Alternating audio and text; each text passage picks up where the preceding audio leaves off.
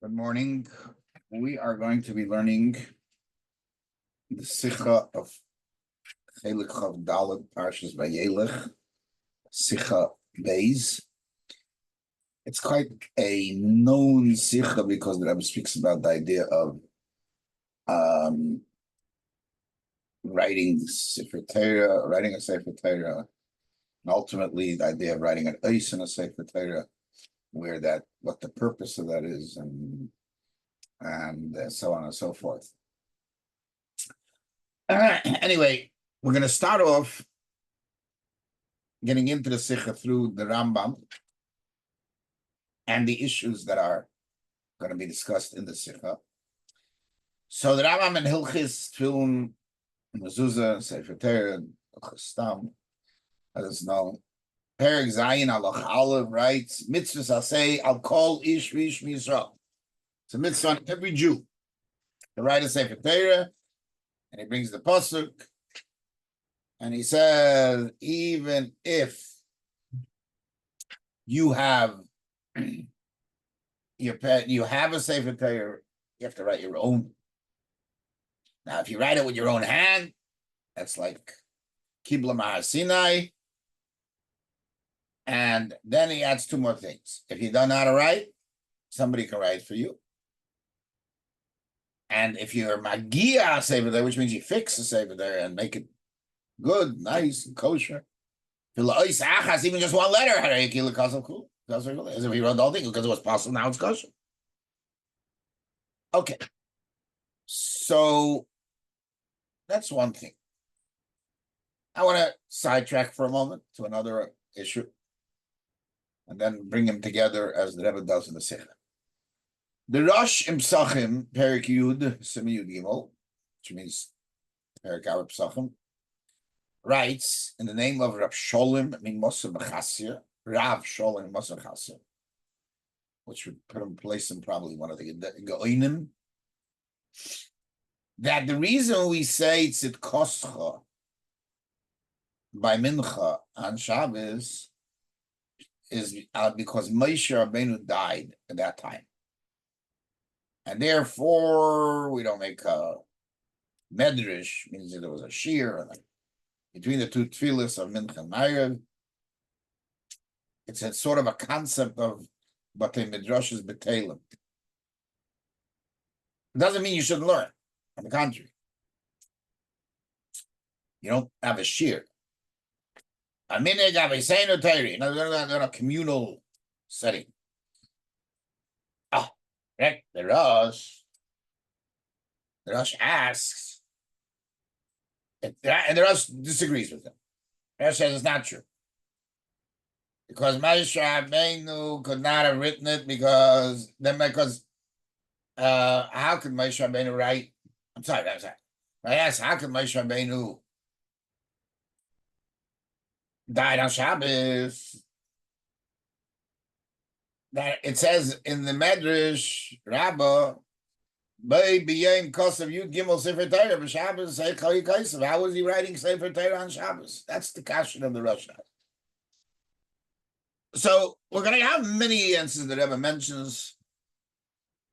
Number of answers here, and we'll discuss it. Carbon Sanel, who is a Pirush on the Rosh, writes that he brings from the Chenu B'Kavonas Hari that when it says Vayamas Moshe was still alive, but he realized that his spiritual energy was passing through him, going out. And that was 30 days before he died. Sart Tzilai. Tzilai is a certain level, like a shadow of some level of godliness that he. So, and that is the rule in general, that 30 days before a person passes away, that happens. So he says that when it says that he wrote 13 Sefer Torah, it was 30 days before. So it was Zayin B'Shvat. And if he died in Shana Pshuta, he died in Shana Muberes, it was the first. Okay, that's what he says. Now, in this Sikha, the Rebbe talks about various things regarding Ksiva Sefer Torah, and he's going to mention the Shaila too. But let's go through the questions that the Rebbe has. There's a mitzvah to write a Sefer Torah. The mitzvah was said at the end of the 40 years in the Midbar. And it was a preparation. They're going into Israel. Why don't we find any indication that the Yidden tried to write a Sefer Torah? They started working on it. You got a mitzvah to write a Sefer Torah, jump in it. Or at least begin. Today you make a big thing in the beginning of the writing in the Sefer Torah, and then you make the final when it's done. But the beginning should also be, let it mention that they started, and all the Yidden started writing a Sefer Torah.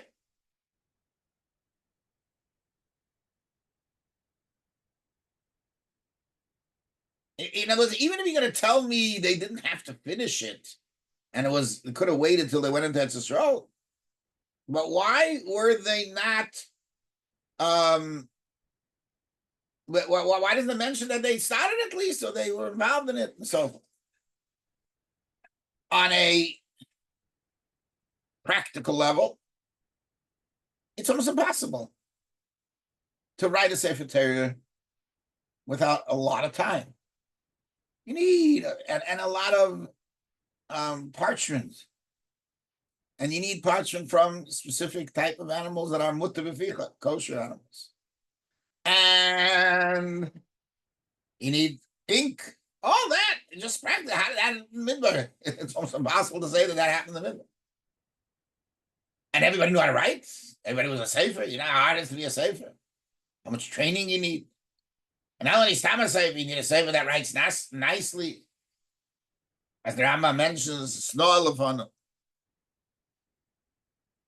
And that's why if you don't know how to write, others write for you. But even if they wanted to write, it was almost impossible.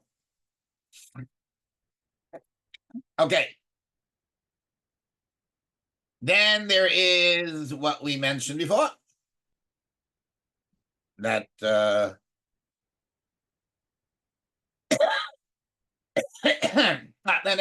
another question. Forget about Shabbos issue. How in the world does somebody write 13 Sefer Torah in one day?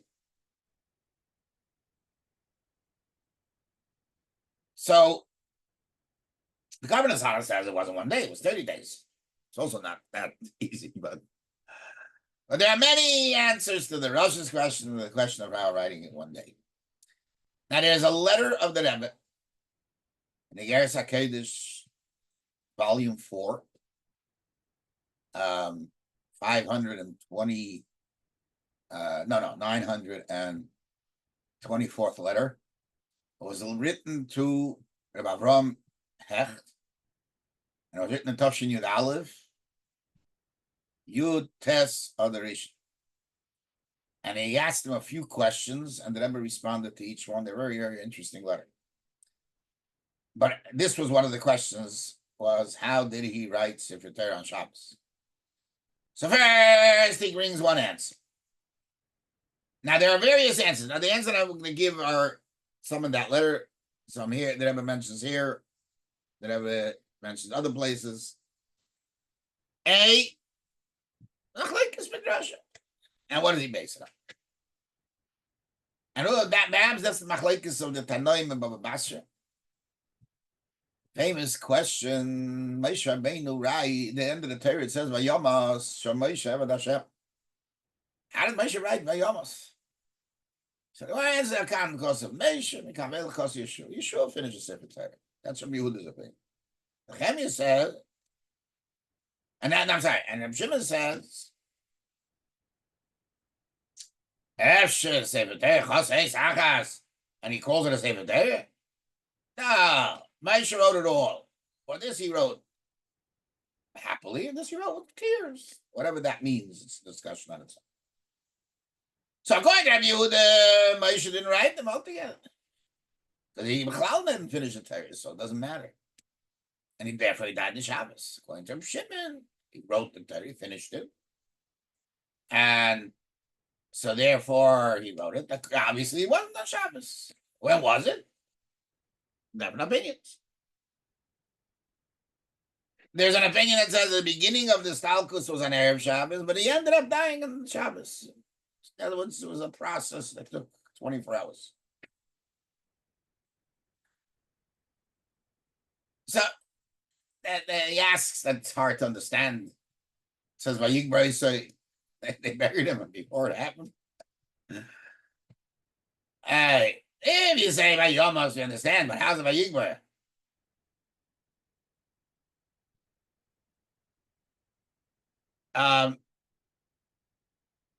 So, and he gives a Kabbalistic answer according to the Zohar that Kurosoi doesn't mean Kura, it's a Kura for the Neshama. I don't understand, I'm just telling you what he said. It was Baras Natik Kadisha Medab Nishmasa. In other words, the Neshama was buried, so to speak. Oh, it brings him the Ramami panel. Ramana says that the fact that Moshe Rabbeinu Nistim, Rashi says Nistim Mayona is a Chochma. The well streams of Chochma were shut off from him. Oh, that's called the Stalkus. And he brings him. A man the Nofel Midarge Ikrim Miss. A person who falls down from his level is called a death. And that was Erev Shabbos. And that's when he wrote the Yud Gimel Sefer Torah. And by Yikbar was the Shabbos B'Shas Mincha. That happened during Mincha. Shuvas Chasam Sefer. Chelek Vav. He writes that there was somebody who wrote to him that he wrote it with spiritual powers, Rashba Sakumis, which is you give the energy to the pen, and you just you're like it's a mechanical work that you've got to do. Your hand is really is not doing much. It's the or it's doing it all on its own. So that so he writes there that the Shalah says it. Shalah says it. And therefore it wasn't the regular writing. How does that help? It helps the speed. It has to help Shabbos. It was a shinui.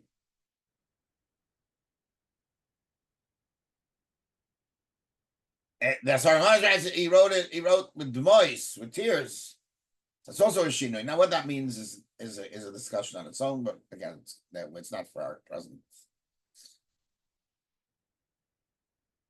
Okay, so now with the Stam Sefer, we have two answers. Yeah, how he was able to write 13 Sefer there, and how he was able to do it on Shabbos. Writing with a shinui, I guess in those times was still not usher.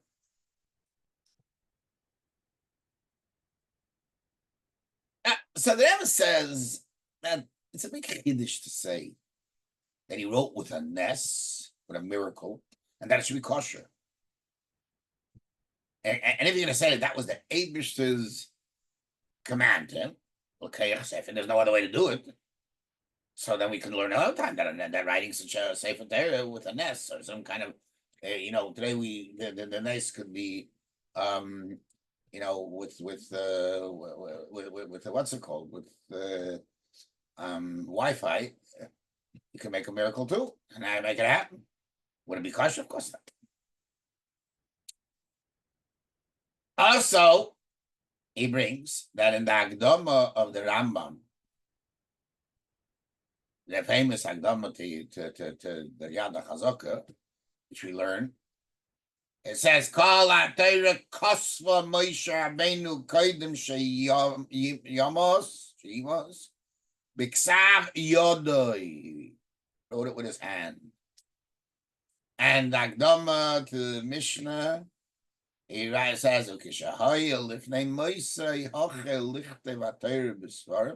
started writing down the Torah into Svarim. So obviously he was with his handwriting. Just to note that we have a little different gears in the Hagdamas around to the Mishnah, but it's the same problem. Same idea. It doesn't sound from the Rambam that he wrote him in one day, but it just says some close to his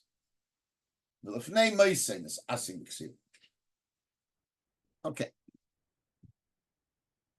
That also brings from Marzu, which was Reb Wolf Einhorn, who's a Pirish on Dvorim, Rabbi on the Medrash.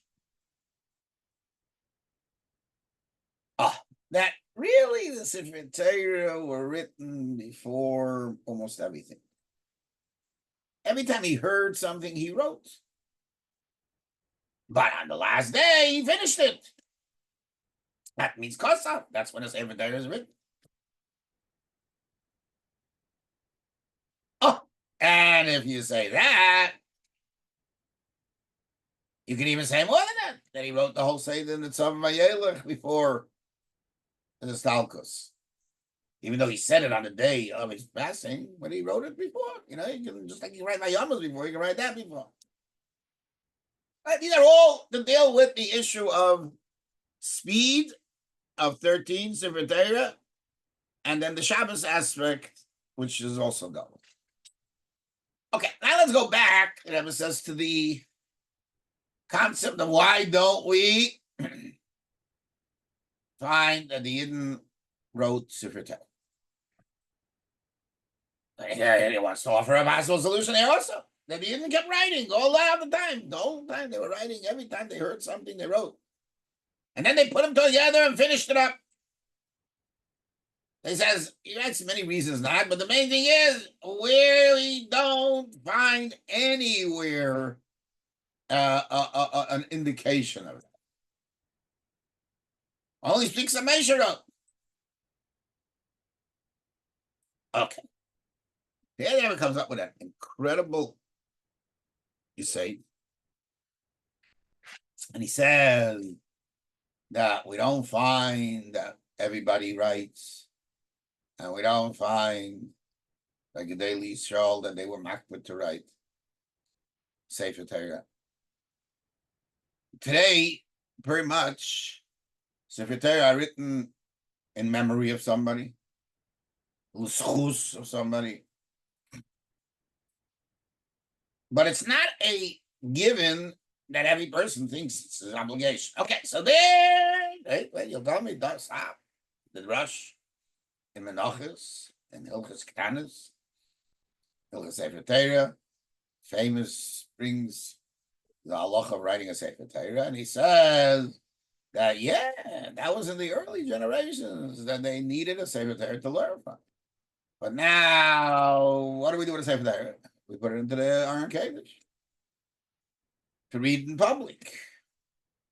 Therefore, the mitzvah is that everybody should go buy themselves Chumashim, or write Chumashim, and Mishnah and Gemara, and the commentaries, so that we can understand them. Because the whole purpose of what's the purpose of writing a Sefer Torah? L'lam does when they Yisrael, see with him, so they should learn it. And through the Gemara and all the commentaries, you'll know exactly what the halachas are.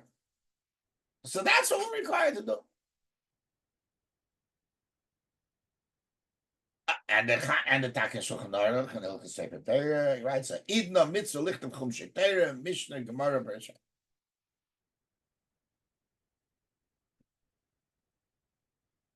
Okay, so that will be a very, very good answer to the general question of today. Shach over there brings what the Prisha explains in the Rosh, that the mitzvah's essa to write today is not in a Sefer Torah. Again, you want to know what the mitzvah today is? Today is not that. Because that wasn't their times that they would learn Torah Shalpeh without having it written. So you need a Sefer Torah that has everything right, which is as accurate as can be, and Chaseris, Yaseris, and Biskei Time, in other words, it has exactly, so you can use that to build up all the drushes of the Torah Shalpeh. Interesting, just a side note. last week in Parshas Kiseitse, we know, I mean, not last, in Parshas Kiseitse, we know that there is the Hayem Yem that tells us how we spell Petzua Daka. Aleph, as opposed to Minig of the Svardim, is with a Hey. And if you research the topic, there are, there are differences between various chumashim, various Sefer Torah, between Teimanim and Svardim. And today, most Ashkenazim, other than Chabad and others, perhaps a few that followed Alter Rebbe, but between Teimanim and the rest of the world and others, there are total of maybe 10 to 12, 15 differences. And the Minchas Chinuch stresses and notes that those differences are incredible to see.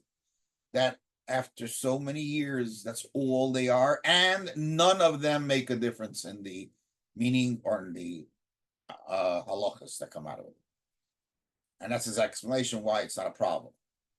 And therefore, everybody can be Eilan in a Sefer Torah that the other one has. It's not a problem being Eilan in the Sefer Torah. I'm making a bracha, which almost everybody agrees to. And well, the same thing with Petzua Daka. It doesn't matter if it's with an aleph or a hey, it's still kosher. And you can be Eilan, the Sefer Torah. There's a story with the Frierdiker Rebbe that he was Eilan, or he said you can be Eilan. There's stories with others who held the other way around that you should be Eilan. There's no question. But the point is, he makes that because it makes no difference. Even though there's a difference perhaps in the taich of Daka and Daka, but it doesn't, it means the same thing. It ends up meaning the same thing. Anyhow, that's just a side point. The Chaseris and Yaseris, with all the thousands of years, still are so meduyik. Nowadays, says the Shach, that we are ready to write for him. So, finish. Why should we write a Sefer Torah for no reason? And learn it? Why should we take out a Sefer Torah and learn it? So since we don't learn it, there's no mitzvah. He goes to the point that there is no mitzvah. That's the extreme. And whereas others say, and that's the Beis and the Bach, they say that the Rush doesn't mean to exclude writing a Sefer Torah. But there's a mitzvah also to write the other things. You can substitute the mitzvah with something else, but that's not the opinion of. It's just to see the extreme views of it. And then we go to next step. Even though he writes about writing Sefer the Chumash, obviously that was in a time where we didn't have all kinds of Svarim stores wherever we turn, or that you go online and you can order them. But yet now the union is to buy, because they're all printed. And even though when it comes to writing a Sefer Torah, you have to write. And even though there it does say buying and be magia, but stop buying is not good. But that's why Sefer Torah, because there's a din of ksiva, you need to write. There's a you need to have to write it. But if there's no din of writing, that you can print. And it's enough to buy. That's all part of what he says. Okay, so we're back to the question. Why don't we make people buy Svarim right away? Okay, so our mitzvah boys have a very good thing going for them, because they get a sefer usually. They get Svarim. So there it says it's obvious that it must be that before you buy Svarim, you already Mekayim. In other words, there should have been a chiyuv to go out and buy Svarim. Okay? There was a mitzvah to buy Svarim, but that was a mitzvah. It wasn't that your chiyuv, you have to buy Svarim. Okay. Nevis comes up with this incredible chiddush. He says that every community has a Sefer Torah that belongs to the community. Once something is communal, there is a concept in halacha called Leiv Bezdin Masna Aleim. Now, generally, this concept is used in a different way, but we're going to see that it's used such a way too. Generally, it's used to say that although the intent was one, but if we need to change it, we can change it because Bezdin sort of conditioned that this is open to change. So to change some holy item to some other holy item, to change holiness to non-holiness, all that. However, there other things, a whole sugya of what do we do when there is only one esrog in a community and everybody's yetzer with that esrog. And there's different approaches how to do it. One person lays out the money and gives it to everybody, where some people are medagdik to make sure that you do it. And then today probably you should be telling them. However, he says, brought down halacha that you don't have to worry. However it works, if everybody gives the money, it's okay. Why? Because leiv bezdin masna leiv. That what? That it's automatically a matanol minaslarza. You have to give it back. It's not yours only when you take it.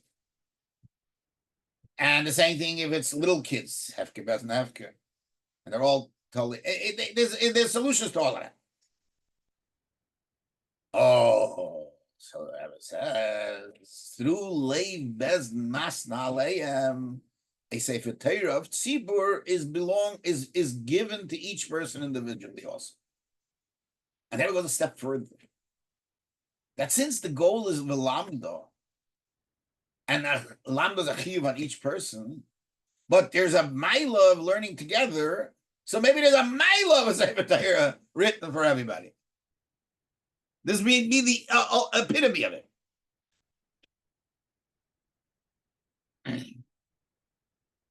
And the word is that once it's leiv bezdin masna, you don't have to discuss anything. You don't have to say it out. The Ritva says in Shiur that anything bezdin masna, they do the best. They make sure that everything is covered. Now, and that's another point. What happens to somebody who's not born yet? You can say leiv bezdin masna leiv on the living, but what about? So he says, but when they're going to be magia sefer Torah, and the magia sefer Torah will be the leiv bezdin masna leiv. Because even magia, it's keilu you wrote it. Now, just to note that there are possibilities to say that leiv bezdin helps even for those who come later. We find, like in Hilchis Erevin, Alter Rebbe Shin Samach Vav writes that when you have to mezakeh the Erev, what happens to all the people, and you do it once a year, make an Erev Chatzeres. What happens if people move in the middle? So he says no. Leiv bezdin masna. That it goes for them too. Okay, so you have to note if people being born and people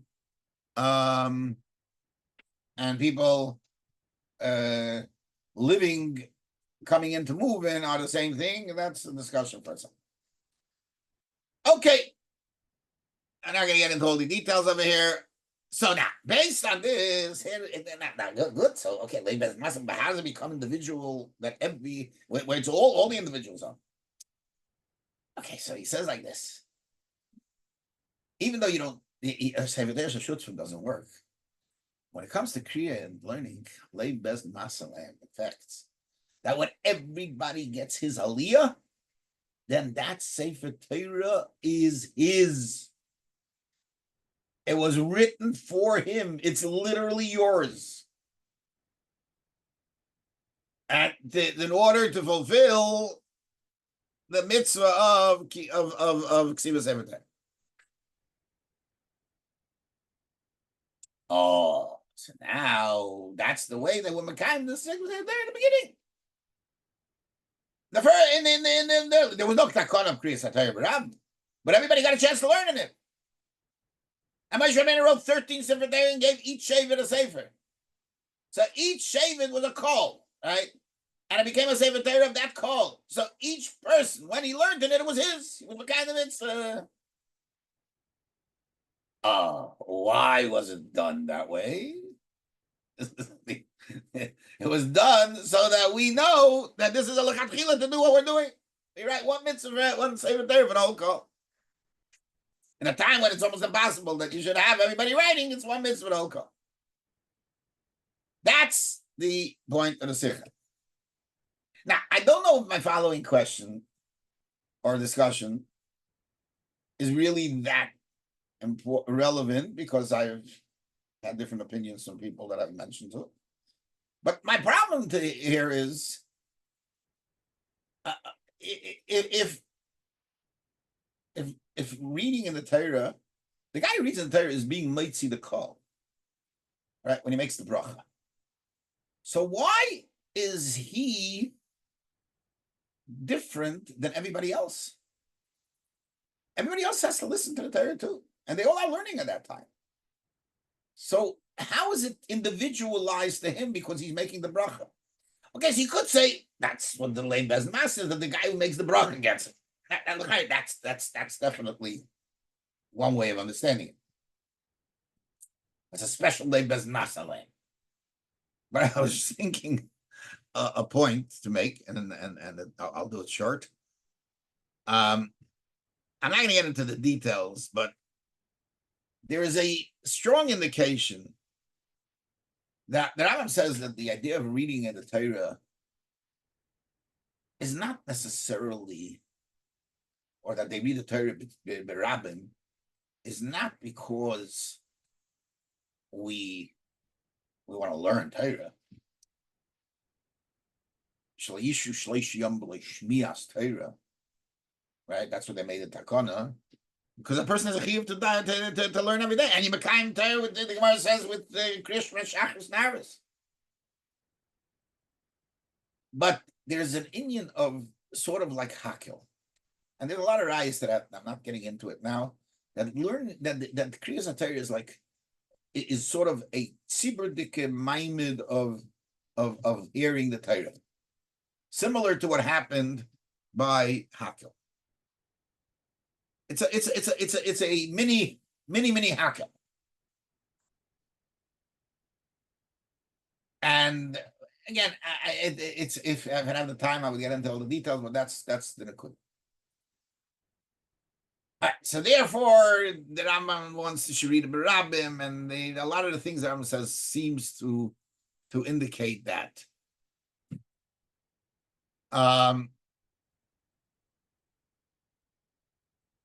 One of the questions that a woman reads in the Torah, it says Isha like Tikkur, but they cover that Sibur, right? How's and the same thing called. How's he might see the call? How's it Isha might see a call? She's not mechuyev in Talmud Torah, and even if you say something, she's not in this. And certainly a cotton can. How he might see the call? So if you say it's not a din, it's a din in the hearing, and it's not a din in limud Torah, we understand. It's a different idea. The idea is just to hear. It doesn't matter who you're hearing it from. Okay, so could be, however, the guy who's actually reading in the Torah, whatever, even though he's only part of that hakel, he's one that's doing the reading. But when you read the Torah, you're mekayim limud Torah. So there's a valamda. As Alter Rebbe writes, even a person who doesn't even know what he's saying, he's mekayim mitzvah of limud Torah. And that's why Amoritz can make a berachas Torah. So therefore, perhaps he is the only one that's learning. I don't know if we need that to explain the Rebbe's thing, or it's even true in what the Rebbe wants, because I think you can say it otherwise. But it's an interesting addition. Anyway, Seid gesund und stark, and Hatzlacha Rabbi.